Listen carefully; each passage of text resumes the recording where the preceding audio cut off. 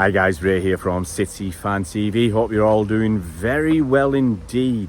This is another one of my walk along videos where I walk through whichever town I'm currently staying in and go through a story about Manchester City. Today I'm currently a place called Grangemouth in Scotland.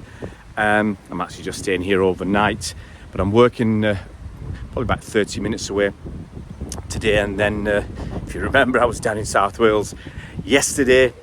Drove up to Manchester after work, got home in the evening near 8 o'clock, and it is now, I'm just checking, it's 11 o'clock. I just unpacked my car up near this place called Grangemouth, and I'm going to be over near Edinburgh working today, and before, as I said, heading off to Northern Ireland tomorrow. Enough about me guys. Here to talk about Cole Palmer and Brighton's interest in the precocious young talent. Now, I'll tell you a bit about Cole Palmer first and then go through Brighton's interest. Cole Palmer, 20 years old. I think he's turned 20, was it back in May, I believe. And it came through City's academy. He joined the club as an 8-year-old, lifelong City fan. That's what we like to hear. And did really well with the academy. I saw him play a few times. He's incredibly talented with both feet. He was a business. You know, he was doing well. I think it was at the same time as Liam Delap came through that great season for Liam Delap in scoring goals. But I think that was one when Cole Palmer was coming through at the same time. And Cole Palmer looked like he had something special in his feet. His left foot is a wand, if I remember correctly. Now, Cole Palmer, he played first for City 3 seasons ago as a 17-year-old. I've got to remember everything, maybe even 16, because it was before May. So I think he played in an EFL Cup game, in the League Cup. Not EFL, Football League Cup, I think. I think that was his debut. And then, let's go through. 2 seasons ago, he appeared 4 times in the league and 11 times in total. Most of those will be cup games. Last season, he featured 14 times in the league and 25 times overall, which actually I was quite surprised when I looked at the stats, because I thought he'd done a bit more the previous season, but only 4 league appearances. Now, here's the thing. I actually believe he's attacking midfield, if you didn't know already. But I actually believe 2 seasons ago, he looked really good when he came through from the academy. Look, he was, I think, full of confidence. He was scoring all the time, all sorts of positions. He was, in my opinion, I thought this kid had the talent. Look, I've been right and wrong before, with kids. When I saw Brahim Diaz for the not the first time but second or third time, I thought, wow, he did this incredible dribbling goal, and I just thought this kid looks and feels like Lionel Messi. All right, he'll never probably get to Messi's level, but this kid had, I thought, the talent to do wonders in the game. A bit like Georgie Kinkladze's, little kid, and wonderful feet. But obviously he went off to Real Madrid, didn't make it there, and then went to AC Milan, and he's doing all right at AC Milan. But Cole Palmer gave me that similar sort of feeling, and I thought 2 seasons ago when he came, he played. I think he scored a few goals as well. He looked really, really good, and you just thought he was on the same trajectory, same pathway as young Phil Foden when he came through. He had a couple of seasons where he wasn't getting too much game time, but you wanted to see more of him, but we didn't. And then now you look at Phil Foden now as 5 league titles, whatever. So he's it's worked. The way Pep did it has worked. Cole Palmer, as I said, he looked astonishingly good. For a kid of 17 or whatever, a couple of seasons back. And last season, was a bit disappointed with him. Even though he featured a lot more, 25 appearances as opposed to 11 the previous season, 14 in the league as opposed to 4 the previous season, I felt Cole Palmer thought he had to sparkle too much. I think the previous season it was confidence and of youth, and he had such a good season with the academy and everything else. But I think he tried too hard, because let's be honest, a lot of players are either sold by City or sent out on loan, the kids. And for Cole Palmer to make that breakthrough, and any other kid coming through, they've got to shine. I think they feel they've got to shine, whether or not the coaches and the management have a different pathway, or for want of a better word, using that again. But maybe they say the bigger picture and say, look, in 2 or 3 years' time, this kid will be fantastic if he follows what we tell him. And sometimes the kids feels, I want to make it now, I want to be there now, or I'm playing for the first team, I've got to shine, I've got to take risks, I've got to do a little bit more than I need to because look, if you score a couple of goals and you play fantastically well, you do great dribbling, great shooting, score a couple of goals, you're going to be remembered. And I think maybe Cole felt like that he had to do something, he had to shine in order to get noticed and to be picked again. I'm not sure that was the right way, because I think that detracted from his performances, and it just looked like a bit of bit greedy and not a team player, when City are very much a possession-based team and we are a team. So I was a little bit disappointed. I thought Cole could have done better last season. Anyway, that's where we are with Cole as a person, as a player. So the interest from Brighton, well, Cole needs to develop. Okay, now he's fighting, and he might stay at City for this. He's fighting as an attacking midfielder last season against the likes of Ilkay Gundogan, Kevin De Bruyne, okay, Julian Alvarez, Bernardo Silva, Riyad Mahrez, Phil Foden. I mean, that's a formidable set of players to try and get into the City first team ahead of. Okay, very, very difficult. Now, obviously, Mahrez is going to Saudi Arabia. Gundogan's gone. Yes, we got Kovacic in. We haven't got anybody else yet. Maybe this is an opportunity for Cole to get more game time this season if we don't go out and get another attacking midfielder or another winger.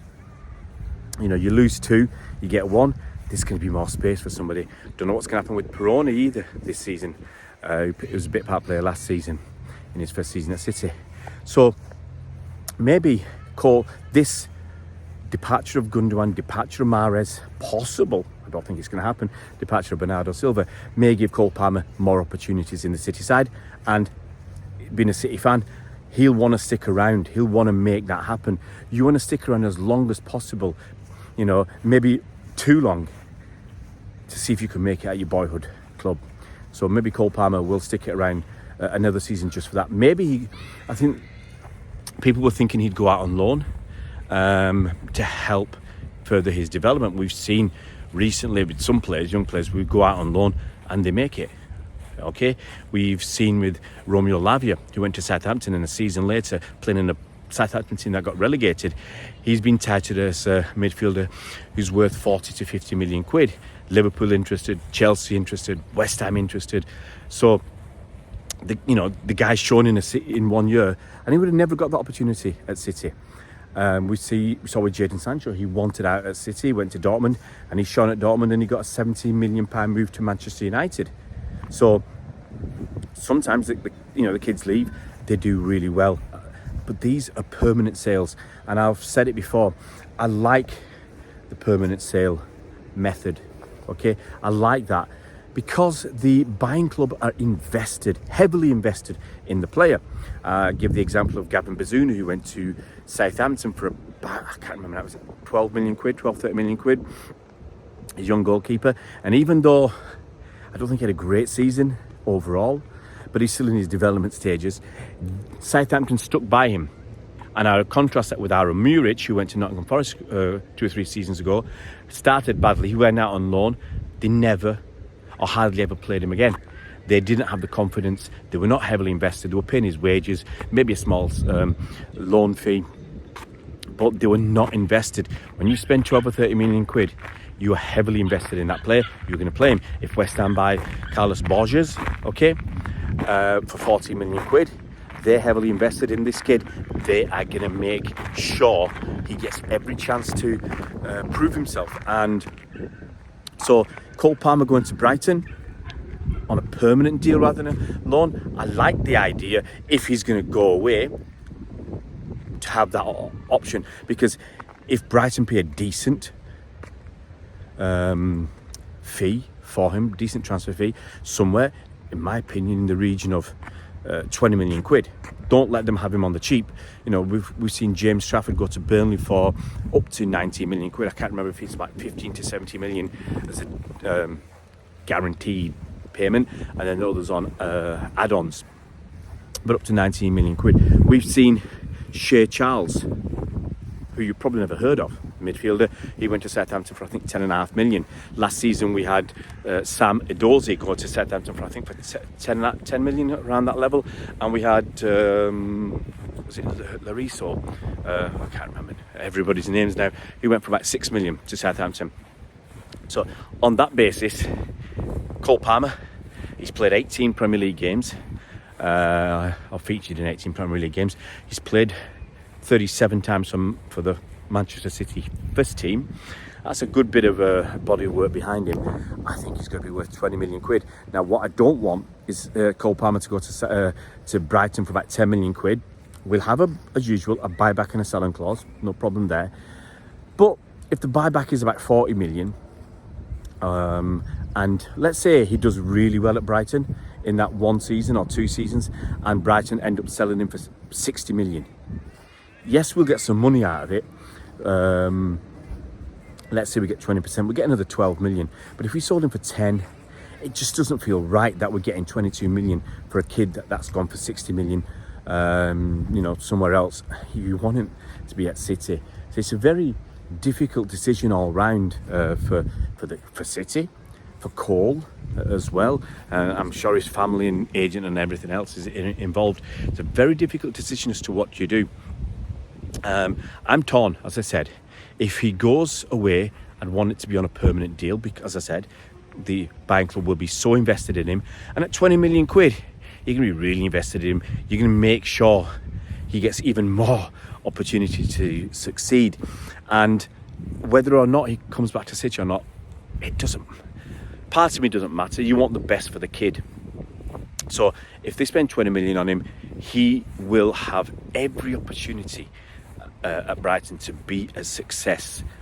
Okay, and he might not come back to City, but he'll be a success, and I'll take some satisfaction in that. You know, another City kid has gone somewhere and he's made it as a professional footballer at a high level. Buyback and sell on, money's money. I'd love it for Cole Palmer to stick around for another season at City, maybe get more opportunities, and maybe feel a bit more relaxed. Still feel confident. I still want him to have that little bit of arrogance about him and feel confident about what he's doing. But I want him to make it, and I'd rather he made it at City, and it took him 2 or 3 years to do it, then he goes to someone like Brighton and makes it at Brighton and never comes back to City. Because, you know, we want to see one of our own. We want to see, I've said it before, I'll say it again, we want to see more City fans, boyhood City fans, making it at Manchester City. And I said it before and I say it again. I want to see a conveyor belt every season of 1 or 2 kids coming through the academy who can make it at City, who are boyhood City fans. We've got this situation now. We've got Phil Foden, City fan. We've got Rico Lewis, I think he's a City fan. We've got Sergio Gomez, who's come from overseas, but he's a boyhood City fan. And Cole Palmer. So I honestly believe these guys, they give more for the shirt. They will give so much more for the shirt because it's their team. They're not here as want of a better word, mercenaries. They're not here for the money. They're here partly because they're good footballers, but they're City fans through and through, and would absolutely love it if more and more City fans can make it into that first team at Manchester City. We'll never get back to a stage and go back into the 60s where, you know, all the players were English. That doesn't matter, but I want them more and more to be local, because that gives a better connection, I think, between the club and the fans. Fans love it when local lads make it good. So Cole Palmer moved to Brighton. I'd still prefer him to stay at City, but if he does go, I hope the kid makes it, and I hope he does very well for himself in his future career. Guys, if you're new to our channel, it would be fantastic if you could subscribe. We've done extremely well over the last 4 to 6 weeks, and in fact in the last month our subscriber rate has gone up by about 40%, nearly 40% more subscribers in the last month than previous to that. So it's been phenomenal. We've done, I think we've put out some really entertaining videos and informative videos with people like Colin Savage, who's a football finance expert. We've had Bernard Deneen, who's a real Manchester City history buff, goes back, I better whisper this, well into the 60s, maybe a little bit earlier. I think Bernard's himself is in his early 60s, so he goes back a long way. He's got a lot of history, a lot of things. He's been involved with City and fanzines and stuff. Then we've got Mike Long, who is Bolt from the Blue, who runs the Bolt from the Blue podcast, which will be hitting your airwaves again sometime soon. So all those guys get together, and all those guys help contribute to City Fan TV to hopefully make it what it is right now today, a very popular channel talking about anything to do with Manchester City Football Club. We'll see you around, Blues.